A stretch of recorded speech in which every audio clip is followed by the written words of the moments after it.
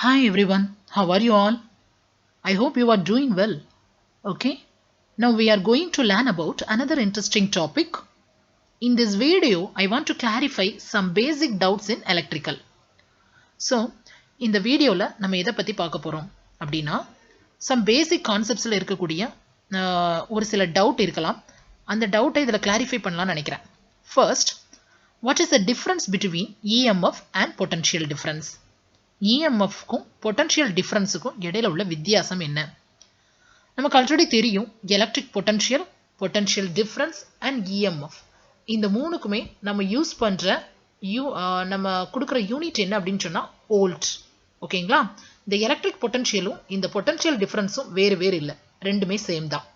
But இந்த இஎம்எஃப்பும் இந்த potential டிஃபரன்ஸும் ஒரு சில காரணிகளால வேறுபடுது. ஸோ என்னென்ன காரணிகள், அந்த ரெண்டுக்கும் இடையில உள்ள டிஃப்ரென்ஸ் என்ன அப்படிங்கிறத இந்த வீடியோவில் பார்க்கலாம். First, what is electric current? கரண்ட்னா என்ன? நமக்கு தெரியும், that is nothing but the rate of flow of free electrons, அப்படி தானே? So rate of flow of free electrons அப்படின்னு சொல்லுவோம். அப்போ ஃப்ரீ எலக்ட்ரான்ஸோட மூவ்மெண்ட்டை தான் நம்ம என்ன சொல்கிறோம், எலக்ட்ரிக் கரண்ட்னு சொல்கிறோம். ஸோ ஒரு கண்டக்டர் நான் எடுத்துக்கிட்டேன், ஒரு காப்பர் கண்டக்டர்னு எடுத்துக்கலாம். ஸோ இப்போ பாருங்க, இந்த ரெண்டு பாயிண்ட்டுக்கு இடையில நான் எந்த விதமான எலக்ட்ரிக் ஃபீல்டும் கொடுக்கல. அப்போ கண்டக்டர்ல இருக்கக்கூடிய அந்த அணுக்கள், ஆட்டம்ல இருக்கக்கூடிய ஃப்ரீ எலக்ட்ரான் எப்படி மூவ் ஆகும்னா ரேண்டமா மூவ் ஆயிட்டு இருக்கும். இந்த ரேண்டம் மூவ்மெண்ட்டை நான் என்ன சொல்றேன் அப்படின்னு சொன்னா இதனால எந்த யூஸும் கிடையாது. ஸோ நான் எலக்ட்ரிக் ஃபீல்டு எதுவுமே கொடுக்கல, ரேண்டம் மூவ்மெண்ட்ல இருக்குது. ஸோ இது எந்த மூவ்மெண்ட்டுமே கிடையாது. ரெண்டாவது என்ன அப்படின்னு சொன்னா ஒன்றுக்கு ஒன்று ஆப்போசிட்டா மூவ் ஆகிட்டே இருக்கிறதுனால இதோட net movement is equal to 0. இதனால யூஸ் இல்லை. அப்போ எப்போ நம்மளோட கரண்ட் வந்து நமக்கு கிடைக்குது, அதாவது நம்மளோட எலக்ட்ரான் மூவ் ஆகுது அப்படின்னு சொன்னா அதுக்கு ஒரு எலக்ட்ரிக் ஃபீல்டு கொடுத்தா நம்மளோட எலக்ட்ரான்ஸ் மூவ் ஆகுது. ஓகேங்களா? இது நமக்கு தெரியும். So electric current is nothing but the continuous and directed flow of electrons. இப்போ நம்ம எலக்ட்ரிக் ஃபீல்டு கொடுத்துட்டோம். நம்ம கண்டக்டர்ல இருக்கக்கூடிய ஆட்டம்ல இருக்கக்கூடிய அந்த ஃப்ரீ எலக்ட்ரான்ஸ் எல்லாமே எப்படி மூவ் ஆகுதுன்னு சொன்னா ஒரே டைரக்ஷன்ல கண்டினியூஸா ஒரே சீரா மூவ் ஆகுது அப்படின்னு எடுத்துக்கலாம். ஸோ இதுதான் எலக்ட்ரிக் கரண்ட்ங்கிறது நம்ம ப்ரீவியஸா படிச்சிருக்கோம். ஓகேவா? ஸோ நான் இப்போ ஃபர்ஸ்ட் கேட்குறேன், இந்த டாப்பிக்கை பற்றி நான் தெளிவுபடுத்துறதுக்கு முன்னாடி எலக்ட்ரிக் பொட்டன்ஷியல்னா என்ன, பொட்டன்ஷியல் டிஃபரன்ஸ்னா என்ன, இஎம்எஃப்னா என்ன, இந்த மூணுக்கும் நான் ஒரு கொஸ்டின் மூலமா ஆன்சர் பண்ணலாம்னு நினைக்கிறேன். நம்ம எலக்ட்ரானுக்கு எந்த விதமான சப்ளையும் நம்ம கொடுக்கல, நம்ம எலக்ட்ரானை எப்படி மூவ் பண்ண வச்சோம். ஓகேங்களா? How to move free electrons, எப்படி எலக்ட்ரானை மூவ் பண்ண வைக்கிறது. ஓகேங்களா? ஸோ எலக்ட்ரானை மூவ் பண்ண வைக்கணும்னா எந்த ஒரு பொருளையுமே நம்ம மூவ் பண்ணணும்னா என்ன பண்ணுவோம், ஒரு வேலை செய்யணும், அப்படித்தானே? ஒரு ஃபோர்ஸ் கொடுக்கணும் அண்ட் அதுக்கு ஒரு வேலை நடந்தால் மட்டும்தான் ஒரு பாயிண்ட்ல இருந்து இன்னொரு பாயிண்ட்டுக்கு நம்மளால மூவ் பண்ண வைக்க முடியும். அதே தான் எலக்ட்ரான்ஸுக்கும். Work done by moving a charge particle from infinity to other point is equal to the electric potential. அப்படின்னா என்ன அர்த்தம்? இன்ஃபினிட்டி பாயிண்ட்ல இருந்து உங்களோட சார்ஜை மூவ் பண்ணி அடுத்த பாயிண்ட்டுக்கு கொண்டு போறோம் அப்படின்னு சொன்னா அதைத்தான், அதுக்கு செய்யக்கூடிய வேலையை தான் நம்ம என்ன சொல்றோம், ஒர்க் டன், எலக்ட்ரிக் பொட்டன்ஷியல் அப்படின்னு சொல்றோம். ஓகேங்களா?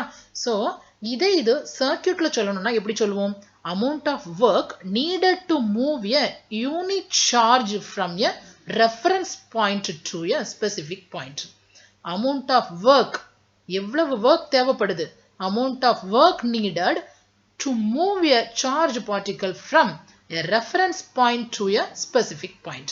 அப்ப ரெஃபரன்ஸ் பாயிண்ட்ல இருந்து உங்களோட எலக்ட்ரானை ஸ்பெசிபிக் பாயிண்ட்டுக்கு மூவ் பண்ண வைக்கிறதுக்கு நீங்க செய்யக்கூடிய வேலை தான் எலக்ட்ரிக் பொட்டன்ஷியல். அப்போ எலக்ட்ரானை எப்படி மூவ் பண்ணணும், அதை மூவ் பண்ண வைக்கிறதுக்கு நம்ம ஒரு ஒர்க் பண்றோம். அந்த ஒர்க் அதை நான் என்ன சொல்றேன் அப்படின்னு சொன்னா எலக்ட்ரிக் பொட்டன்ஷியல்னு சொல்றேன். ஓகேங்களா? ஃபார் எக்ஸாம்பிள் நான் என்ன பண்றேன், see this picture. இதுல ஒருத்தர் என்ன பண்றாரு அப்படின்னா ஒரு பொருளை நகர்த்துறாரு, அப்படிதானே? அப்போ அவர் நகர்த்தணும் அப்படின்னு சொன்னா அதுக்கு என்ன பண்ணணும், கொஞ்சம் ஃபோர்ஸ் கொடுக்கணும். தென் அவர் என்ன வேலை செஞ்சிருக்காரு அப்படிங்கிறத எப்படி கால்குலேட் பண்ணுவீங்க, ஃபோர்ஸ் இன்டு டிஸ்டன்ஸ். ஓகேங்களா? நமக்கு ஆல்ரெடி தெரியும் என்ன செய்யப்பட்ட வேலை is equal to force into distance. அப்படின்னா என்னமா, ஸோ ஃபோர்ஸ் அப்படிங்கிறது நியூட்டன் மீட்டருங்க கூடிய யூனிட்டால குறிப்போம். ஓகேவா? ஸோ நீங்க கொடுக்கக்கூடிய அந்த விசை ஃபோர்ஸ், அந்த டிஸ்டன்ஸ் அப்படிங்கிறது நகர்ந்த தூரம். ஸோ அதான் என்ன சொல்றேன் அப்படின்னா மீட்டர், நியூட்டன்னு சொல்லுவோம் ஃபோர்ஸை, டிஸ்டன்ஸ் எப்படி சொல்லுவோம், மீட்டர்னு சொல்லுவோம். ஓகேவா? அந்த நியூட்டன் மீட்டர் அப்படிங்கிறத ஒரே யூனிட்டால சொல்றதுக்காக ஜூல்ங்க கூடிய யூனிட்டா கொடுத்தாங்க. ஸோ ஒர்க்கோட யூனிட் என்ன அப்படின்னு சொன்னா ஜூல். ஓகேங்களா? சரி, இப்போ எலக்ட்ரிக் பொட்டன்ஷியலுக்கு நம்ம ரெப்ரசன்ட் பண்ணணும். எப்படி பண்ணலாம், எப்படி கொண்டு வரலாம் இந்த நோட்டேஷனை? So electric potential is equal to work done by charge. அப்படின்னா என்ன அர்த்தம்? ஒரு யூனிட் சார்ஜ் மூவ் பண்றதுக்கு நீ செஞ்ச வேலையை தான் நான் எலக்ட்ரிக் பொட்டன்ஷியல்னு சொன்னேன். அப்போ ஒர்க் டன் பை சார்ஜ்னு சொல்லிடலாமா? So work done by charge is equal to electric potential. So work டன்னோட யூனிட் ஜூல்ஸ் நமக்கு தெரியும், ப்ரீவியஸ் ஸ்லைட்ல பார்த்தோம். சார்ஜோட யூனிட் கூலும். இதே இது இப்போ அதோட யூனிட் வோல்ட்னு பார்த்துட்டோம். அதை ரெப்ரசென்ட் பண்ற லெட்டர் வந்து வின்னு பார்த்துட்டோம். அப்போ 1 volt is equal to என்ன அப்படின்னு பார்த்தோம்னா, if 1 joule of work is done to charge that body to 1 coulomb. அப்போ 1 joule of work பண்ணி ஒரு 1 coulomb சார்ஜை நம்ம நகர்த்தணும் அப்படின்னு சொன்னா அதைத்தான் நம்ம என்ன சொல்றோம்? 1 voltன்னு சொல்றோம். புரியுதுங்களா? அகைன் சொல்றேன். if 1 joule of work is done to charge that body to 1 coulomb is equal to 1 volt. ஓகேங்களா? ஸோ 1 volt அப்படிங்கிறத நம்ம ரெப்ரசென்ட் பண்ணியாச்சு. அப்போ நம்ம மொதல் கொஸ்டினுக்கு ஆன்சர் பண்ணியாச்சு. How to move the free electrons. So free எலக்ட்ரான்ஸை மூவ் பண்ணணும் அப்படின்னு சொன்னால் எலக்ட்ரிக் பொட்டன்ஷியல் தேவை. ஓகே, நான் ஒரு வார்த்தை சொல்லியிருப்பேன். கரண்ட்னா என்ன அப்படின்னு சொன்னால் the continuous and directed flow of எலக்ட்ரான்ஸ்ன்னு சொல்லியிருப்பேன். கண்டினியூஸ், தொடர்ச்சியா இந்த எலக்ட்ரான்ஸை தொடர்ச்சியா மூவ் பண்ண வைக்கணும்னா என்ன பண்ணணும்? So how to create continuous flow of electrons. அப்போ கண்டினியூஸ் ஃப்ளோ ஆஃப் எலக்ட்ரான்ஸை கொண்டு வரணும், மூவ் பண்ண வைக்கணும். எலக்ட்ரான்ஸை கண்டினியூஸாக மூவ் பண்ண வைக்கணும்னா என்ன செய்யணும்? அதுக்கு தான் இந்த வாட்டர் பாட்டில் அனாலஜின்னு சொல்லுவாங்க. ஸோ இது 2 டேங்க்னு வச்சுக்கோங்க. இது டேங்க் ஏ, இது டேங்க் பி. வீட்டில் இருக்க சின்டெக்ஸ் டேங்க்லாம் இருக்கு இல்லையா, அதே மாதிரி ஒரு டேங்க்னு வச்சுக்கோங்க, 2 டேங்க். இப்போ இந்த டேங்க்ல உள்ள தண்ணியில இருந்து இந்த டேங்க்குக்கு நம்ம தண்ணியை மூவ் பண்ணணும், வாட்டரை ஃப்ளோ பண்ண வைக்கணும். அப்போ அதுக்கு நம்ம என்ன செய்யணும்? ஆக்சுவலி இந்த டேங்க்ல டேங்க் ஏ டேங்க் பின்னு வச்சுக்கோங்க. டேங்க் ஏல தண்ணி அதிகமா இருந்தாதான் டேங்க் பிக்கு தண்ணி போகும், அல்லது டேங்க் பில தண்ணி அதிகமா இருந்து டேங்க் ஏல தண்ணி கம்மியா இருந்ததுன்னா நம்மளோட வாட்டர் வந்து ஃப்ளோ வந்து எப்படி இருக்கும்? பில இருந்து ஏக்கு போகும். எப்போ வாட்டர் ஃப்ளோவே இருக்காது அப்படின்னு சொன்னா, ரெண்டுமே சேமா இருந்ததுன்னு சொன்னா வாட்டர் ஃப்ளோ இருக்காது. அப்ப என்ன அர்த்தம்? டேங்க் ஏல இப்போ ஹை பொட்டன்ஷியல் இருக்குன்னு அர்த்தம், டேங்க் பில இருக்கக்கூடிய வாட்டர் வந்து லோ பொட்டன்ஷியல் இருக்குன்னு அர்த்தம். அப்போ வாட்டர் எப்பவுமே ஹை பொட்டன்ஷியல் இருந்து லோ பொட்டன்ஷியல் நோக்கி தான் என்ன செய்யும்? நகரும். அதே மாதிரி தான் இங்கேயும் பாருங்க, அதை ஜிஃப்லே கொடுத்துருக்கேன், அது உங்களுக்கு புரியணுங்கிறதுக்காக. ஸோ டேங்க் ஏல இருந்து டேங்க் பிக்கு என்ன ஆகுது? தண்ணி மூவ் ஆயிட்டே இருக்கு. எப்போ ஈக்குவல் ஸ்டேஜுக்கு வருதோ அகைன் என்ன செய்யாது? அதுக்கப்புறம் தண்ணியோட மூவ்மெண்ட் வந்து இருக்காது, வாட்டரோட மூவ்மெண்ட் வந்து இருக்காது. ஸோ இதே தான் எலக்ட்ரிசிட்டிலையும். ஸோ எப்போ நல்லா கவனிச்சுக்கோங்க, பொட்டன்ஷியல் டிஃபரன்ஸ் வந்து கிடைக்குதோ அப்போ மட்டும்தான் நம்மளோட எலக்ட்ரான்ஸ் வந்து என்ன ஆயிட்டு இருக்கும்? கண்டினியூஸா ஒரு இடத்துல இருந்து இன்னொரு இடத்துக்கு, ஒரு பாயிண்ட்ல இருந்து இன்னொரு பாயிண்ட்டுக்கு மூவ் ஆயிட்டே இருக்கும். அதர்வைஸ் எந்த விதமான மூவ்மெண்ட்டும் இருக்காது. ஸோ அதைத்தான் பொட்டன்ஷியல் டிஃபரன்ஸ்ன்னு சொல்றோம். So the difference in the potential of two charged bodies is equal to potential difference. நல்லா கவனிச்சுக்கோங்க, 2 பார்ட்டிகிளை நான் 2 பாயிண்ட்ல நான் சார்ஜ் பண்றேன். இந்த பாயிண்ட்டை ஒரு பொட்டன்ஷியலை சார்ஜ் பண்றேன், இந்த பார்ட்டிகிளை ஒரு பொட்டன்ஷியலுக்கு சார்ஜ் பண்றேன். இப்போ நான் என்ன பண்றேன்? இந்த ரெண்டுக்கு இடையில எவ்வளவு பொட்டன்ஷியல் டிஃபரன்ஸ் இருக்குன்னு பார்க்கறேன். ஃபார் எக்ஸாம்பிள், நம்ம வந்து இந்த இடத்துல ஒரு 10 வோல்ட் பொட்டன்ஷியல் இருக்குன்னு வச்சுக்கோங்க. ஓகேங்களா? இந்த இடத்துல ஒரு 5 வோல்ட் இருக்குன்னு வச்சுக்கோங்க. ஸோ இதோட டிஃபரன்ஸ் என்னதான் இருக்கும்? பொட்டன்ஷியல் டிஃபரன்ஸ் என்ன பண்ணுவோம்? மைனஸ் பண்ணுவோம், அப்படிதானே? ஸோ டிஃபரன்ஸ் பார்க்கணும் அப்படின்னு சொன்னா மைனஸ் பண்ணுவோம். 10 minus 5 is equal to 5 volt. புரியுதுங்களா? 10 minus 5 equal 5 volt அப்படின்னா இந்த இடத்துல பொட்டன்ஷியல் டிஃபரன்ஸ் இருக்கு, ஏதோ ஒரு வேல்யூ இருக்கு. அப்போ வேல்யூ இருக்க நீ இதுக்கு இடையில ஒரு கண்டக்டரை போட்டு விட்ட அப்படின்னு சொன்னா ஈஸியா என்ன ஆகும்? ஒரு பாயிண்ட்ல இருந்து இன்னொரு பாயிண்ட்டுக்கு அந்த கண்டக்டர் வழியா உங்களோட சார்ஜஸ் மூவ் ஆயிட்டே இருக்கும் கண்டினியூஸா. பொட்டன்ஷியல் டிஃபரன்ஸ் இருக்க வரைக்கும் நமக்கு மூவ்மெண்ட், நம்மளோட கரண்ட் மூவ்மெண்ட் இருந்துகிட்டே இருக்கும், கண்டினியூஸ் ஃப்ளோ ஆஃப் எலக்ட்ரான்ஸ் இருந்துகிட்டே இருக்கும். ஓகேங்களா?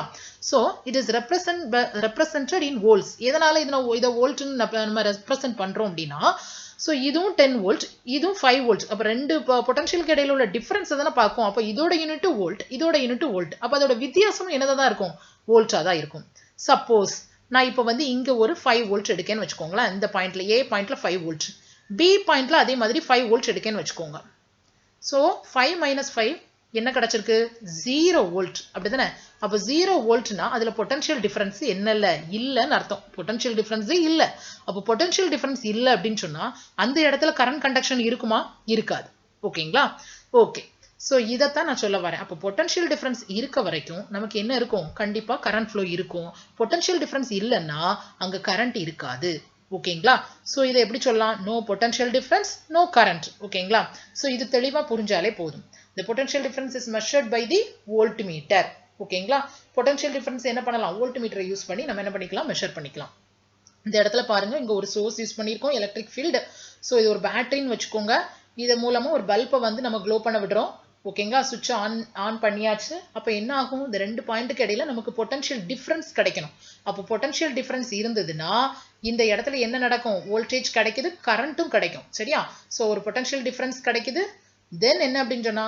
பொட்டன்ஷியல் டிஃபரன்ஸ் இருந்தா கரண்ட் ஃப்ளோ இருக்கும் கரண்ட் ஃப்ளோ இருந்ததுன்னா இந்த பல்ப் வந்து க்ளோ ஆகும் ஓகேங்களா இதை எப்படி மெஷர் பண்ணலாம் ஒரு வோல்ட்மீட்டரை போட்டு மெஷர் பண்ணலாம் வோல்ட்மீட்டரை எப்பவுமே எப்படி கனெக்ட் பண்ணுவோம் parallel-ஆ கனெக்ட் பண்ணுவோம் வோல்ட்மீட்டரை parallel-ஆ கனெக்ட் பண்ணிருக்கிறதுனால நம்ம என்ன பண்ணி எதுக்காக parallel-ஆ கனெக்ட் பண்ணதோ ரெண்டு பாயிண்ட்க்கு இடையில உள்ள அந்த பொட்டன்ஷியல் டிஃபரன்ஸை பார்க்கிறதுனால அதை parallel-ஆ கனெக்ட் பண்ணிருக்கோம் ஓகேங்களா சரி ஓகே இப்போ நமக்கு செகண்ட் क्वेश्चनக்கான ஆன்சர் கிடைச்சிட்டு ஃபர்ஸ்ட் क्वेश्चन எப்படி மூவ் பண்ணோம் பொட்டன்ஷியல் இருந்தா நம்மளோட எலக்ட்ரான் மூவ் ஆகும் எப்படி கண்டினியூஸா மூவ் பண்ணோம் பொட்டன்ஷியல் டிஃபரன்ஸ் இருந்ததுன்னா நமக்கு கரண்ட் ஃப்ளோ இருக்கும் கரண்ட் ஃப்ளோனாலே என்னதான் கண்டினியூஸ் ஃப்ளோ ஆஃப் எலக்ட்ரான்ஸ் ஓகேங்களா சோ இந்த பொட்டன்ஷியல் டிஃபரன்ஸை தான் நம்ம என்ன சொல்றோம் வோல்டேஜ்ங்கற வார்த்தையால மென்ஷன் பண்றோம் ஓகே சோ நெக்ஸ்ட் என்ன அப்படினு சொன்னா நம்ம பார்த்தது EMF அப்போ இந்த EMF ஓட வேலை என்ன நல்லா கவனிச்சுக்கோங்க இந்த இடத்துல பாருங்க இங்க ஒரு டேங்க் வச்சிருக்கோம் மேல ஒரு டேங்க் வச்சிருக்கோம் கீழ ஒரு டேங்க் வச்சிருக்கோம் ஒரு எக்ஸாம்பிள் மூலமாவே நான் சொல்றேன் மேல இருக்க டேங்க்ல வாட்டர் இருக்கு கீழ இருக்க டேங்க்ல வாட்டர் இருக்கு சரியா சோ இப்ப மேல இருக்க டேங்க்ல இருந்து வாட்டரை கீழ கொண்டு வரணும் ஓகேங்களா சரி எப்போ நம்ம வந்து மேல இருக்க டேங்க்ல வந்து தண்ணி வந்து குறையுதோ அப்ப நம்ம என்ன பண்ணலாம் அப்படின்னு சொன்னா ஒரு பம்ப் மூலமா என்ன செய்வோம் மறுபடியும் மேல இருக்க டேங்க்குக்கு ஏத்துவோம் எப்பவுமே நான் சொல்லியிருக்கேன் வாட்டர் வந்து என்ன ஆகும் ஹை பொட்டன்ஷியல்ல இருந்து லோ பொட்டன்ஷியலை நோக்கி பாயும் அப்படின்னு சொல்லியிருக்கேன் வாட்டரோட ஃப்ளோ அப்படிதான் இருக்கும் அப்போ ஹை பொட்டன்ஷியல்ங்கிறது டேங்கோட ஹைட்டை கூட்டும் போது அதோட பொட்டன்ஷியல் வந்து அதிகமாகும் அதே நேரம் டேங்க் வந்து கீழே இருக்கு அப்படின்னு சொன்னா அது வந்து லோ பொட்டன்ஷியல்ல இருக்குன்னு அர்த்தம் அப்போ வாட்டர் ஃப்ளோ எப்படி இருக்கும் மேல இருந்து கீழே தான் நோக்கி தான் வரும் ஹை பொட்டன்ஷியல்ல இருந்து லோ பொட்டன்ஷியலை நோக்கி தான் வரும் ஓகே ஒன்ஸ் இந்த டேங்க் காலி ஆயிடுச்சு அப்படின்னு சொன்னா நம்ம என்ன பண்ணுவோம் அகைன் நம்ம ஒரு பம்ப் போட்டு மறுபடியும் மேலே ஏற்றி மேல இருந்து திரும்ப என்ன ஆகும் நம்மளோட லோடு நம்மளோட வாட்டர் ஃப்ளோ இருக்கும் ஓகேங்களா இப்போ பாருங்க நான் சொல்றேன் இதே கான்செப்ட் தான் இந்த EMF அப்படிங்கிறது நான் சொல்லிட்டேன் உங்களோட ஹை பொட்டன்ஷியல்ல இருந்து லோ பொட்டன்ஷியலை நோக்கி உங்களோட வாட்டர் மூவ்மெண்ட் இருக்கும் பொட்டன்ஷியல் டிஃபரன்ஸ் வேணும் அப்ப இந்த பொட்டன்ஷியல் டிஃபரன்ஸை மெயின்டைன் பண்ணக்கூடிய விஷயம் என்ன அப்படின்னு சொன்னா இங்க ஒரு பம்ப் அதே மாதிரி இங்க சோர்ஸ் ஓகேங்களா அப்ப இங்க சோர்ஸ் தான் என்ன ஆக்ட் ஆகுது அப்படின்னு சொன்னா EMF மெயின்டைன் பண்ணக்கூடிய ஒரு டிவைஸா ஆக்ட் ஆகுது அப்போ பொட்டன்ஷியல் டிஃபரன்ஸுக்கும் EMF-க்கும் என்ன வித்தியாசம் potential difference causes electrons to flow EMF maintains the potential difference புரியுதுங்களா பொட்டன்ஷியல் டிஃபரன்ஸ் இருந்ததுன்னா கரண்ட் ஃப்ளோ இருக்கும் அந்த பொட்டன்ஷியல் டிஃபரன்ஸை மெயின்டைன் பண்ணக்கூடிய விஷயம் எது இந்த EMF வந்து எப்படி ஜெனரேட் பண்றோம் ஜெனரேட்டர்ஸ் மூலமா ஜெனரேட் பண்ணுதோம் சோ அதுக்குள்ள சோர்சஸ் அப்படின்னு பார்க்கும்போது பேட்டரி சொல்லலாம் ஜெனரேட்டர்ஸ் சொல்லலாம் உங்களோட சோலார் செல்ஸ் சொல்லலாம் சோ எந்த டிவைஸ் சக்சஸ்ஃபுல்லா இந்த பொட்டன்ஷியல் டிஃபரன்ஸை மெயின்டைன் பண்ணுதோ அதைத்தான் நம்ம என்ன செய்யறோம் EMF கொடுக்கக்கூடிய சோர்ஸ்ன்னு சொல்றோம் ஓகேங்களா புரிஞ்சுதா அப்ப EMF அப்படின்னு சொன்னா என்ன it maintenance the potential difference ஓகேங்களா அப்ப மூணு क्वेश्चन கேட்டோம் ஃபர்ஸ்ட் எப்படி மூவ் பண்ண வச்சோம் பொட்டன்ஷியல் இருந்தா மூவ் ஆகும் தென் எப்படி கண்டினியூஸா மூவ் ஆச்சு பொட்டன்ஷியல் டிஃபரன்ஸ் இருந்தது அப்படின்னு சொன்னா கண்டினியூஸா மூவ் ஆயிட்டே இருக்கும் கரண்ட் ஃப்ளோ இருந்துகிட்டே இருக்கும் அண்ட் எப்படி நம்ம பொட்டன்ஷியல் டிஃபரன்ஸை மெயின்டைன் பண்ணோம் அப்படின்னு சொன்னா EMF கொடுக்கும்போது நம்மளோட பொட்டன்ஷியல் டிஃபரன்ஸ் மெயின்டைன் ஆனது ஓகேங்களா சோ நெக்ஸ்ட் என்ன அப்படின்னு சொன்னா அதோட நான் எக்ஸாம்பிள்ஸ் சொன்னேன் பேட்டரி சொன்னேன் பேட்டரியில பாருங்க சார்ஜஸ் எல்லாமே நெகட்டிவ் சார்ஜஸ் நெகட்டிவ்ல இதாகும் பாசிட்டிவ் சார்ஜஸ் பாசிட்டிவ் டெர்மினலுக்கு போகும் எப்போ நம்ம லோடு கொடுக்கோமோ அப்போ நம்மளோட கரண்ட் டைரக்ஷன் அதாவது எலக்ட்ரான்ஸ் வந்து என்ன செய்யுது நெகட்டிவ் டெர்மினல்ல இருந்து பாசிட்டிவ் டெர்மினல் நோக்கி போகுது ஸோ ஜென்ரேட்டர்ஸ் எக்ஸாம்பிள் சொன்னேன் சோலார் செல்ஸ் எக்ஸாம்பிள் சொன்னேன் ஸோ கிளியரா அண்டர்ஸ்டாண்ட் ஆயிருக்கும்னு நினைக்கிறேன் ஸோ இன்னும் உங்களுக்கு கிளியரா தெரியணும்னா இந்த ரெண்டு டிஃபரன்ஸையும் பார்த்தா உங்களுக்கு புரியும் EMF na enna? It refers to source of electrical energy. ஓகேங்களா, source of electrical energy. அதாவது it refers to source of electrical energy na EMF EMFங்கிறது கொடுக்கக்கூடிய ஒரு சோர்ஸ், EMF கொடுக்கக்கூடிய ஒரு சோர்ஸ்ங்கிறது உங்களோட பேட்டரி, உங்களோட ஜெனரேட்டர்ஸ் எல்லாமே EMF கொடுக்கக்கூடிய ஒரு சோர்ஸ். இந்த EMF தான் என்ன ஆகுது அப்படின்னு சொன்னா எலக்ட்ரிக்கல் எனர்ஜியை கொடுக்குது அப்படின்னு சொன்னேன். ஓகேங்களா, ஸோ எலக்ட்ரிக்கல் எனர்ஜி கொடுத்தா மட்டும்தான் பொட்டன்ஷியல் டிஃபரன்ஸ் என்ன ஆகும், மெயின்டைன் ஆகும். நெக்ஸ்ட் என்னன்னா பொட்டன்ஷியல் டிஃபரன்ஸ்னா என்ன? It exist between any points in a circuit. So ஏதாவது ரெண்டு பாயிண்ட்டுக்கு இடையில நம்ம என்ன பண்ணிக்கலாம், சர்க்யூட்ல பொட்டன்ஷியல் டிஃபரன்ஸை நம்ம என்ன பண்ணிக்கலாம், பார்த்துக்கலாம். நெக்ஸ்ட் என்ன அப்படின்னு சொன்னா it is measured in open circuit. For example இப்போ ஒரு 9 வோல்ட் பேட்டரியை கையில் எடுத்துக்கிட்டீங்கன்னு நினைச்சுக்கோங்களேன், அதுல எந்த விதமான லோடும் கொடுக்கல. பட் நீங்க என்ன பண்ணீங்க அப்படின்னு சொன்னா ஒரு வோல்ட் மீட்டர் போட்டோ இல்லைன்னா ஒரு மல்டிமீட்டர் வச்சோ நீங்க என்ன பண்ணிக்கலாம், உங்களோட அதோட கெப்பாசிட்டி என்ன அப்படிங்கிறது தெரிஞ்சுக்கலாம். ஸோ ஓப்பன் சர்க்யூட்ல நம்ம என்ன பண்ணிக்கலாம், EMF மெஷர் பண்ணிக்கலாம்.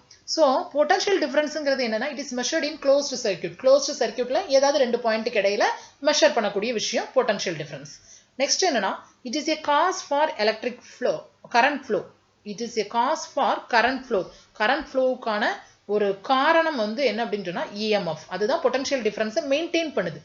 அதே நேரம் it is the effect of current flow. இது இல்லை அப்படின்னு சொன்னா கரண்ட் ஃப்ளோவே என்ன செய்யாது, இருக்காது. ஓகேங்களா, ஸோ அதை மெயின்டைன் பண்ணது விஷயம் என்னது, EMF. இன்னொரு விஷயம் என்ன அப்படின்னா it is greater than the potential difference in the same circuit. அதாவது ஒரு சர்க்யூட்ல பொட்டன்ஷியல் டிஃபரன்ஸை விட EMF ஓட வேல்யூ எப்பவுமே எப்படி இருக்கும், ஹையா இருக்கும். அதே நேரம் பொட்டன்ஷியல் டிஃபரன்ஸ் எப்படி இருக்கும், EMF கம்பேர் பண்ணும்போது லோவா இருக்கும். So it is less than the EMF in the same circuit. Okay, so இந்த ரெண்டு டிஃபரன்ஸையும் வச்சு நம்ம என்ன பண்ணிக்கலாம், EMF அண்ட் பொட்டன்ஷியல் டிஃபரன்ஸை வேறுபடுத்திக்கலாம். ஸோ இதுக்கு தான் இவ்வளோ கதையும் நான் சொன்னேன், புரிஞ்சிருக்கும் நம்புறேன். ஸோ நெக்ஸ்ட் என்ன கான்செப்ட் என்னன்னா conventional current versus electron current. Conventional current அப்படின்னா என்ன? கன்வென்ஷனல் கரண்ட் அப்படிங்கிறது மரபு மின்னோட்டம்னு சொல்லுவாங்க. அதாவது மரபு மின்னோட்டம் அப்படின்னு சொன்னா ஏன்ஷியன்ட் டேஸ்ல, பழைய காலத்துல நம்ம வந்து எலக்ட்ரான்ஸ் எல்லாம் கண்டுபிடிக்கிறதுக்கு முன்னாடி கரண்ட்னா என்ன அப்படின்னு சொன்னா பாசிட்டிவ் டெர்மினல்ல இருந்து நெகட்டிவ் டெர்மினல்ல நோக்கி மூவ் ஆகுற சார்ஜஸ் அப்படின்னு ஒரே வார்த்தையில முடிச்சுட்டாங்க. High potential to low potential move ஆகிற சார்ஜ் அப்படின்னு முடிச்சிட்டாங்க.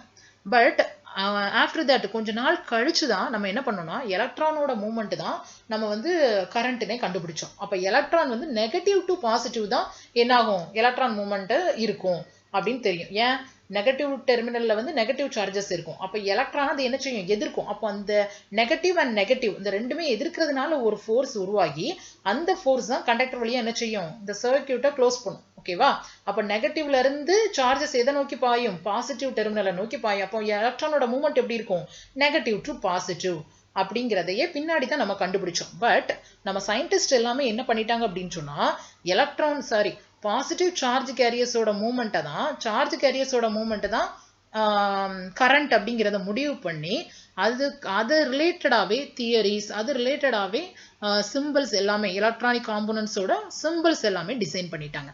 ஓகேங்களா, ஸோ அதை நம்ம மதிக்கிற விதமாக நம்ம என்ன பண்ணிட்டோம் அப்படின்னு சொன்னால் ஒன்லி எப்படி எடுத்துக்கிட்டோம், எலக்ட்ரிசிட்டி அப்படின்னு சொன்னால் சார்ஜ் கேரியர்ஸோட மூவ்மெண்ட், அது நெகட்டிவ் சார்ஜ் கேரியர்ஸ்னு நம்ம எடுத்துக்கிட்டோம். பட் என்ன அப்படின்னு சொன்னால் அதை ஃபாலோ பண்ணுற விஷயமா, அதை மதிக்கிற விஷயமா நம்ம என்ன பண்ணுறோம், கரண்ட்டோட டைரக்ஷனாக பாசிட்டிவ் டு நெகட்டிவாக போடுதோம். ஸோ கன்வென்ஷனல் கரண்ட்டோட டைரக்ஷன் எப்போவுமே பாசிட்டிவ் டு நெகட்டிவாக இருக்கும். அதை தான் நம்ம கரண்ட் டைரக்ஷன் சொல்கிறோம். கரண்ட் டைரக்ஷன் எப்போவுமே எலக்ட்ரானோட டைரக்ஷனுக்கு ஆப்போசிட்ல இருக்கும். ஓகேங்களா, இன்னும் தெளிவாக சொல்லணும் அப்படின்னு சொன்னால் நம்ம மூவ்மெண்ட் ஆஃப் எலக்ட்ரான் தான் மூவ் ஆகும். எந்த இதுலையுமே பாசிட்டிவ் சார்ஜ் வந்து மூவ் ஆகாது, புரோட்டான்ஸ் மூவ் ஆகாது. புரோட்டானும் நியூட்ரானும் எப்படி இருக்கும், ஒரு பிணைக்கப்பட்ட நல்லா பிணைக்கப்பட்ட ஒரு இதாக தான் இருக்கும், அப்படிதானே. ஸோ அதை வந்து மூவ் பண்ண வைக்கவே முடியாது. பட் நம்ம என்ன பண்ணலாம், எலக்ட்ரான்ஸை மூவ் பண்ண வைக்கலாம், ஃப்ரீ எலக்ட்ரான்ஸை மூவ் பண்ண வைக்கலாம். அப்போ எலக்ட்ரானோட மூவ்மெண்ட் நான் என்ன சொன்னேன், பேட்டரியோட நெகட்டிவ் டெர்மினல் பாசிட்டிவ் டெர்மினல் வச்சுக்கோங்க, நெகட்டிவ் டெர்மினல்ல இருந்து பாசிட்டிவ் டெர்மினலை நோக்கி உங்க எலக்ட்ரான் போகுதுன்னு வச்சுக்கோங்க. எலக்ட்ரான் மூவ் ஆக ஒரு எலக்ட்ரானை வந்து நம்ம இழந்துட்டுன்னு சொன்னா அது ஒரு பாசிட்டிவ் சார்ஜ் கேரியரா மாறிடும். அடிஷன் ஆஃப் எலக்ட்ரானை நான் என்ன சொல்லேன், அடிஷன் ஆஃப் எலக்ட்ரான் அப்படின்னு சொன்னா நெகட்டிவ் சார்ஜ்னு சொல்லுவேன்.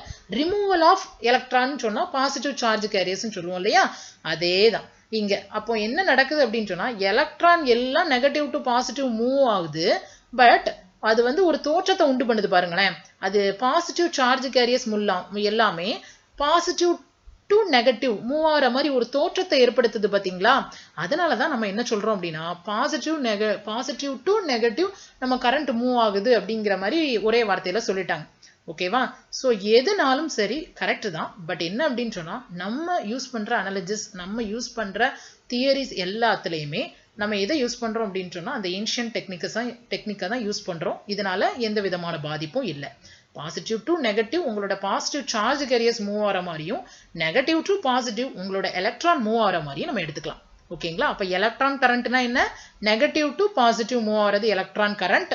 நார்மலா எலக்ட்ரிசிட்டி கரண்ட், அதாவது உங்க எலக்ட்ரிசிட்டி, அதாவது கரண்டோட டைரக்ஷன் அப்படின்னு சொன்னாலே நம்ம என்ன சொல்லுவோம்? கரண்டோட டைரக்ஷன் என்னது? Positive to negative. ஸோ இந்த கரண்டா கன்வென்ஷனல் கரண்ட்னு சொல்றோம். இந்த கரண்டா நம்ம என்ன சொல்றோம்? எலக்ட்ரான் கரண்ட்னு சொல்றோம். இப்போ புரிஞ்சுதா? ஸோ ரெண்டுக்கு இடையில என்ன வித்தியாசம்னு. அப்போ நம்ம யூஸ் பண்ற தியரிஸ், நம்ம யூஸ் பண்ற சர்க்யூட்ஸ் எல்லாத்துலயுமே கரண்ட் டைரக்ஷன் இப்படி தான் இருக்கும், positive to negative. So next அதோட இன்னும் கொஞ்சம் உங்களுக்கு நல்லா டீப்பாக தெரியணுங்கிறதுக்காக இந்த இமேஜ் போட்டேன். ஸோ ஒரு சுவிட்சை க்ளோஸ் பண்ணுறோம், ஒரு பேட்டரி போட்டிருக்கோம், ஒரு லேம்ப் போட்டிருக்கோம். இது எரியணும்னு சொன்னால் என்ன எரியும் போது என்ன ஆகும்?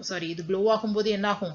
நெகட்டிவ் டு பாசிட்டிவ் உங்களோட எலக்ட்ரான்ஸ் மூவ் ஆகுற மாதிரி காமிச்சிருக்கேன். ஓகேங்களா? ஸோ இன்னும் தெளிவாக கன்வென்ஷனல் கரண்ட், எலக்ட்ரான் கரண்ட்னா என்ன? கன்வென்ஷனல் கரண்ட்னு என்ன அர்த்தம்? பாசிட்டிவ் டு நெகட்டிவ் ஃப்ளோ ஆத மாதிரி அர்த்தம். பட் உண்மையிலே நம்மளோட எலக்ட்ரான்ஸ் எங்கேருந்து எங்கே மூவ் ஆகுது? நெகட்டிவ் டு பாசிட்டிவ் தான் நம்ம எலக்ட்ரான்ஸ் மூவ் ஆகுது. ஸோ இது எலக்ட்ரான் ஃப்ளோ, இது கன்வென்ஷனல் கரண்ட். ஸோ நெக்ஸ்ட் நம்ம பார்க்க போகிறது ஏசி அண்ட் டிசி சப்ளை பற்றி பார்க்க போகிறோம். What is AC current, what is DC current அப்படின்னா என்ன? மாறு திசை மின்னோட்டம்னு சொல்லுவாங்க. அல்டர்னேட்டிங் கரண்ட் அப்படிங்கிறது என்ன அப்படின்னு சொன்னால் மாறு திசை மின்னோட்டம். டைரக்ட் கரண்ட் அப்படின்னா என்ன அப்படின்னு சொன்னால் நேர் மின்னோட்டம். புரியுதுங்களா? அல்டர்னேட்டிங் கரண்ட் மாறு திசை மின்னோட்டம். அது என்ன? அந்த வேர்ட்லேயே இருக்கு பாருங்க, அல்டர்னேட்டிங் அப்படின்னா என்ன அர்த்தம்? தன்னோட டைரக்ஷனை மாத்துது, அப்படிதானே? அப்போ AC changes it's direction and magnitude with respect to time. இங்க பாருங்க, டைம் சேஞ்ச் ஆக, டைம் இன்க்ரீஸ் பண்றோம்னு நினைச்சுக்கோங்க. கிராஃப் மூலமா சொல்றேன். டைம் இன்க்ரீஸ் ஆக இதோட மேக்னிடியூட் சேஞ்ச் ஆகுது. மேக்னிடியூட்னா என்னது? அதோட அளவு சேஞ்ச் ஆகுது. தென் அதோட டைரக்ஷன் சேஞ்ச் ஆகுது. ஃபர்ஸ்ட் பாசிட்டிவ்ல மூவ் ஆனது, அடுத்து என்ன ஆகுது? Negative, positive negative. ஸோ அதோட டைரக்ஷன் அண்ட் அதோட மூவ்மெண்ட், அதோட மேக்னிடியூட்னா என்ன சொன்னேன்? அதோட பருமன், அளவு அப்படின்னு சொல்லிக்கலாம். ஸோ அதோட அளவு, அதோட டைரக்ஷன், இது ரெண்டுமே சேஞ்ச் ஆனதுன்னு சொன்னா அதை நான் என்ன சப்ளைன்னு சொல்லுவேன்? அல்டர்னேட்டிங் கரண்ட், ஏசி சப்ளைன்னு சொல்லுவேன். டைரக்ட் கரண்ட் அப்படின்னு சொன்னா என்ன அப்படின்னு சொன்னா, வித் ரெஸ்பெக்ட் டு டைமை பொறுத்து அது தன்னோட அளவையும் தன்னோட டைரக்ஷனையும் மாத்தாது, கான்ஸ்டன்டா இருக்கும். It remains constant. ஓகேங்களா? ஸோ இப்போ கான்ஸ்டன்டா இருக்கக்கூடிய சப்ளை நம்ம என்ன சொல்றோம்? டைரக்ட் சப்ளைன்னு சொல்றோம். ஓகேங்களா? சரி. ஸோ இதோட சிம்பிள்ஸ்ன்னு பார்க்கும்போது நம்ம சைன் வேவ்ல தான் ஏசி சப்ளை சொன்னோம், அப்படிதானே? ஸோ ப்ரீவியஸாக பார்த்தோம். உங்களோட அல்டர்னேட்டிங் கரண்ட்டுங்கும் போது அது என்ன வேவ்ல வருது? சைன் வேவ்ல வருதா? ஸோ நான் என்ன பண்றேன்? ஏசி சப்ளை எப்படி சொல்றேன் அப்படின்னு சொன்னா, அதோட சிம்பிள் ஒரு சைன் வேவ் போட்டிருந்தோம் அப்படின்னு சொன்னா, இது ஒரு ஃபேஸ், ஒரு நியூட்ரல் எண்டு. ஓகேங்களா? ஒரு ஃபேஸ், ஒரு நியூட்ரல் எண்டு போட்டு இது வந்து ஏசி சப்ளைங்கிறத மென்ஷன் பண்றேன். ஓகே. டிசி சப்ளைனா என்ன? பாசிட்டிவ் நெகட்டிவ் இருந்தால் அது டிசி சப்ளை. இப்போ பேட்டரி எல்லாம் டிசி சப்ளை, அப்படிதானே? பேட்டரியில் ஒரு பாசிட்டிவ் டெர்மினல் இருக்கும், ஒரு நெகட்டிவ் டெர்மினல் இருக்கும். ஸோ அதை என்ன சொல்றேன்? டிசி சப்ளைன்னு சொல்றேன். ஓகே. ஸோ இந்த பாசிட்டிவ் அண்ட் நெகட்டிவ், ஒரு லாங் லைன், ஒரு ஷார்ட் லைன், இப்படியும் இதை போடலாம். பேட்டரி வந்து ஒரு லாங் லைன், ஒரு ஷார்ட் லைன்ங்கிற மாதிரி போட்டிருப்பாங்க. ஸோ கண்டினியூஸாக போட்டிருந்தாங்கன்னு சொன்னால் ஒரு லாங் லைன், ஒரு ஷார்ட் லைன் சொன்னால் ஒரு செல் அப்படின்னு சொல்லுவாங்க. கலெக்ஷன் ஆஃப் செல், அதாவது என்ன அப்படின்னு சொன்னா, கண்டினியூஸா ஒரு 2-3 செல்லை நம்ம கனெக்ஷன் பண்ணி விட்டுருந்தோம் அப்படின்னு சொன்னா அதை பேட்டரின்னு சொல்லுவாங்க. ஸோ பேட்டரியோட பாசிட்டிவ் அண்ட் நெகட்டிவ் அப்படிங்கிற மாதிரி. பேட்டரிங்கிறது என்னது? உங்க டிசி சப்ளை. எந்த இடத்துல டிசி சப்ளை கிடைக்குதோ அதை நம்ம என்ன சொல்லுவோம்? பாசிட்டிவ் நெகட்டிவ்ங்கிற சிம்பிளால சொல்லுவோம். ஓகேங்களா? ஸோ ஏசிங்கிறதுக்கு ஃபேஸ், நியூட்ரல்ங்கிறத மென்ஷன் பண்ணுவோம். ஓகே. நெக்ஸ்ட் என்ன அப்படின்னு சொன்னா, நான் சொன்னது தான் ஏசினா என்ன, டிசினா என்ன அப்படிங்கிற மாதிரி சொன்னேன். ஸோ அதோட ஜென்ரேஷன் எப்படி இருக்கும் அப்படிங்கிறது நீங்கள் மெஷின்ஸில் நல்லா படிப்பீங்க. மெஷின்ஸ் கான்செப்ட்ஸில் ஃபுல்லாக ஃபர்ஸ்ட் வந்து ஜென்ரேஷன் தான் கொடுத்துருப்பாங்க. ஸோ நான் இதில் என்ன சொல்கிறேன் அப்படின்னா, ஒரு சிம்பிளாக நான் எக்ஸ்பிளைன் பண்ணலாம்னு நினைக்கிறேன். நான் சொல்லிட்டேன் இஎம்எஃப் எப்படி ஜென்ரேட் பண்ண முடியும். ஓகேவா? ஸோ ஏசி சப்ளையா ஜென்ரேட் பண்ணணுமா, டிசி சப்ளையா ஜென்ரேட் பண்ணணுமா? ஏசி சப்ளையை ஜென்ரேட் பண்ணால் எப்படி? ஜென்ரேஷன்னாலே whenever a conductor cuts a magnetic flux and EMF induced in it. அப்போ EMF ஜென்ரேட் பண்ணணும்னா ஒரு மேக்னெட்டிக் ஃப்ளக்ஸை உங்கள் கண்டக்டர் வந்து கட் பண்ணணும். ஸோ இந்த இடத்துல ஒரு மேக்னெட் வச்சோம் அப்படின்னு சொன்னால் இதுக்கு இடையில ஒரு மேக்னெட்டிக் ஃபீல்டு உருவாகும். இந்த ஃபீல்டை இந்த கண்டக்டர் என்ன செய்யுது, கட் பண்ணுது. ஃபீல்டு அந்த கண்டக்டர் கட் பண்ணுறதுனால நமக்கு என்ன செய்யுது, இஎம்எஃப் ஜென்ரேட் ஆகுது. அதை நம்ம என்ன பண்ணுறோம், ஒரு லோடுக்கு அக்ராஸாக ஒரு வோல்ட் மீட்டர் போட்டு நம்ம வந்து என்ன செய்கிறோம், மெஷர் பண்ணுறோம்னு வச்சுக்கோங்களேன். ஸோ இதை பாருங்கள் எப்படி ஜென்ரேட் ஆகுதுன்னு பாருங்கள். ஒவ்வொரு தடவையும் இது கட் பண்ணும்போது என்ன ஆகுது, high to low and negative direction positive direction, negative direction positive direction என்ன செய்யுது, கண்டினியூஸா மூவ் ஆயிட்டே இருக்குது. ஸோ பாசிட்டிவ்ல போகும்போது ஜீரோக்கு அந்த பக்கம் positive value and negative value மறுபடியும் இன்க்ரீஸ் ஆகுது, நெகட்டிவ் அகைன் இன்க்ரீஸ் ஆகுது, பாசிட்டிவ்க்கு இன்க்ரீஸ் ஆகுது. ஸோ நெகட்டிவ் பாசிட்டிவ்ங்கிற மாதிரி நமக்கு என்ன செஞ்சுட்டு கிடைச்சிக்கிட்டே இருக்கும். ஸோ இதைத்தான் நம்ம என்ன சொல்றோம், ஏசி சப்ளைன்னு சொல்றோம். டிசி சப்ளைல பாருங்க, டிசி சப்ளைல என்ன அப்படின்னு சொன்னா நமக்கு ஜென்ரேட் பண்ற எல்லா சப்ளையுமே ஏசி சப்ளையா தான் நம்ம ஜென்ரேட் பண்ணுவோம். பட் என்ன அப்படின்னு சொன்னா டிசி ஜென்ரேட்டர்ல எக்ஸ்ட்ரா ஒரு டிவைஸ் ஆட் பண்ணியிருப்பாங்க, தட் இஸ் காமுடேட்டர். அந்த காமுடேட்டர் என்ன பண்ணும் அப்படின்னு சொன்னா காமுடேட்டர் செக்மெண்ட் ஸ்பிளிட் ரிங்னு சொல்லுவாங்க. அந்த ஸ்பிளிட் ரிங் மூலமா நம்ம என்ன பண்ணுவோம் அப்படின்னு சொன்னா ஏசியை டிசியா கன்வெர்ட் பண்ணுவோம். அதாவது அந்த டைரக்ஷனை நெகட்டிவ்ல சேஞ்ச் பண்ண விட மாட்டோம். ஒன்லி பாசிட்டிவ்ல மட்டுமே நம்மளோட அவுட்புட் கிடைக்கிற மாதிரி இந்த காமுடேட்டர் செக்மெண்ட் நமக்கு செட் பண்ணி விட்டுரும். அப்போ என்ன அர்த்தம், நமக்கு அவுட்புட் வந்து ஒன்லி பாசிட்டிவ்ல மட்டும்தான் கிடைக்கும், நெகட்டிவ்ல நமக்கு ரிப்போர்ட் நமக்கு வந்து ஆன்சர் கிடைக்காது, நெகட்டிவ்ல நமக்கு வேல்யூ கிடைக்காது. ஸோ அதை நம்ம என்ன சொல்றோம் அப்படின்னு சொன்னா டிசி சப்ளைன்னு சொல்றோம். புரிஞ்சுக்கிட்டா? சரி, நெக்ஸ்ட் என்ன அப்படின்னு சொன்னா அதோட டைரக்ஷன் எப்படி இருக்கும் அப்படிங்கிறத காட்டுறதுக்கு தான் இந்த ஜிஃப் இமேஜ் போட்டேன். நல்லா பாருங்க. ஸோ ஏசியை பார்த்தா என்ன ஆகும், பாசிட்டிவ் நெகட்டிவ் மாறி மாறி வரும் பார்த்தீங்களா, அதனால என்ன ஆகிட்டு இருக்கு, மாறிக்கிட்டே இருக்கு. அதே நேரம் டிசியை பாருங்க, டிசியில் டைரக்ஷன் ஒரே டைரக்ஷன் தான், பாசிட்டிவ் டு நெகட்டிவ் மூவ் ஆகுது அப்படிங்கிற மாதிரி நம்ம சொல்லியிருக்கிறதுனால ஒரே எலக்ட்ரானோட movement, sorry positive to negative நம்மளோட கரண்ட் டைரக்ஷன் இருக்குங்கிறதுனால கரண்ட் டைரக்ஷனை மென்ஷன் பண்ணுறதுக்கு தான், உங்களுக்கு வந்து புரிய வைக்கிறதுக்கு தான் நான் என்ன பண்ணுறேன், இப்படி ஒரு இமேஜை போட்டிருக்கேன். ஓகேங்களா? நீங்கள் இப்போ குழப்ப வேண்டாம், கன்வென்ஷனல் கரண்டா மேடம் இல்லை இது எலக்ட்ரான் கரண்டா மேடம் குழப்பவே வேண்டாம். கரண்ட் டைரக்ஷன்னால என்னதான் பாசிட்டிவ் டு நெகட்டிவ் அப்படிங்கிறத மட்டும் முடிவு பண்ணிக்கோங்க. டிசியில் ஏசியை பொறுத்த வரைக்கும் பாசிட்டிவ் அண்ட் நெகட்டிவ்ங்கிறது அல்டர்னேட்டாக நமக்கு கிடச்சிக்கிட்டே இருக்கும். ஓகேங்களா? So next applications of AC.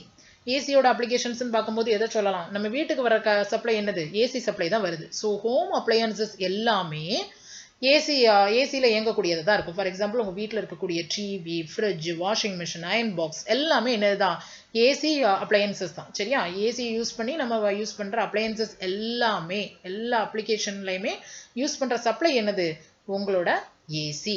ஓகேங்களா? எதுக்காக மேடம் வீட்டில் யூஸ் பண்ணுற அப்ளையன்சஸ், ஹோம் அப்ளையன்சஸ் எல்லாத்துலேயுமே நம்ம ஏசி யூஸ் பண்ணுறோம் அப்படின்னு சொன்னால், நான் ஒன்று சொன்னேன், ஜென்ரேஷன் வந்து நடக்கும்போது ஏசியும் டிசியும் ஜென்ரேட் பண்ணுறோம்.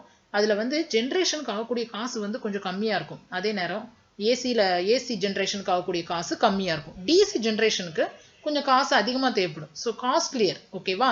அப்போ ஜென்ரேட் பண்ணி நம்ம பவர் ஸ்டேஷனில் ஜென்ரேட் பண்ணுறோம் இல்லையா, ஸோ அங்கே பவர் ஸ்டேஷனில் ஜென்ரேட் பண்ணக்கூடிய பவர் டிரான்ஸ்மிஷன் ஆகி மறுபடியும் டிஸ்ட்ரிபியூஷன்ங்கிறது எங்கே நடக்குது, நம்ம வீடுகளுக்கு வரக்கூடிய அந்த சப்ளை தான் டிஸ்ட்ரிபியூஷன்.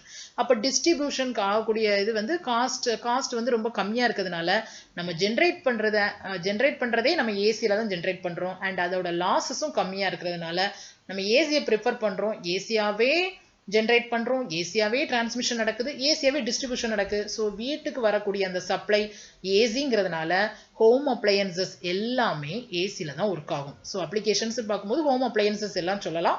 ப்ளஸ் எங்கெங்கே பில்டிங்ஸ் எல்லாத்துலேயுமே நம்ம யூஸ் பண்ணுறது எல்லாமே என்னதான், ஏசி தான். ஸோ அப்ளிகேஷன்ஸ் ஆஃப் டிசி அப்படின்னு பார்க்கும்போது அப்ளிகேஷன்ஸ் ஆஃப் டிசி என்னெல்லாம் பார்க்கலாம் அப்படின்னு சொன்னால், ஆட்டோமொபைல் அப்ளிகேஷன், உங்கள் காரில் யூஸ் பண்ணுற அந்த பேட்ரி வந்து டிசி தான். அதே நேரம் ஏரோப்ளைன், ஆட்டோமொபைல்ஸில் யூஸ் பண்ணுறதும் அதே மாதிரி ஏர்கிராஃப்டில் யூஸ் பண்ணுறது எல்லாமே டிசி தான். தென் என்ன அப்படின்னு சொன்னால், நீங்கள் யூஸ் பண்ணுற மொபைல் ஃபோன்ஸில் இருக்கக்கூடியது என்னது, மொபைல் ஃபோனுக்கு சப்ளை கொடுக்கக்கூடியது எது, உங்கள் பேட்ரி. ஸோ பேட்ரிங்கிறது ஒரு டிசி தான். டிசியை மட்டும் தான் நம்மளால் ஸ்டோர் பண்ண முடியும் இல்லையா. ஸோ இப்போ அந்த பேட்ரி வந்து என்னது, டிசி சப்ளை தான். ஸோ மொபைல் ஃபோன்ஸ் அதில் இருக்கக்கூடிய பேட்ரி ஒரு பெஸ்ட் அப்ளிகேஷன் சொல்லலாம். அடுத்து என்ன அப்படின்னு சொன்னால், இந்த மொபைல் ஃபோன் சார்ஜஸ் ஏன் நம்ம வீட்டுக்கு வர சப்ளை வந்து ஏசி சப்ளைன்னு சொல்லியாச்சு. அப்போ வந்து உங்கள் மொபைல் ஃபோனை சார்ஜ் பண்ணணும் அப்படின்னு சொன்னால் அதுக்கு ஒரு அடாப்டர் யூஸ் பண்ணுவோம். அந்த அடாப்டர் ஓகேவா, அந்த அடாப்டர் பெஸ்ட் எக்ஸாம்பிள். அது என்ன பண்ணுது, ஏசி டு டிசியாக கன்வெர்ட் பண்ணுது. இதுக்கு இடையில என்ன இருக்கும், இதுக்குள்ளே என்ன இருக்கும் அப்படின்னு சொன்னால் ஒரு ரெக்டிஃபயர் சர்க்கியூட் இருக்கும். இந்த ரெக்டிஃபயர் சர்க்கியூட் என்ன பண்ணுது, ஏசியை டிசியாக கன்வெர்ட் பண்ணுது. ஸோ இதெல்லாம் ரியல் டைம் அப்ளிகேஷன்ஸ் ஓகேவா. ஸோ ஏசினா என்னன்னு தெரிஞ்சிருக்கணும், டிசினா என்னன்னு தெரிஞ்சிருக்கணும், மெயினாக அந்த சிம்பிள்ஸ்க்கு இடையில உள்ள வித்தியாசம் தெரிஞ்சிருக்கணும். ஓகேங்களா, அப்போ தான் சர்க்கியூட் வந்து ஏசி சர்க்கியூட்டா டிசி சர்க்கியூட்டாங்கிறது நமக்கு தெளிவாக தெரியும்.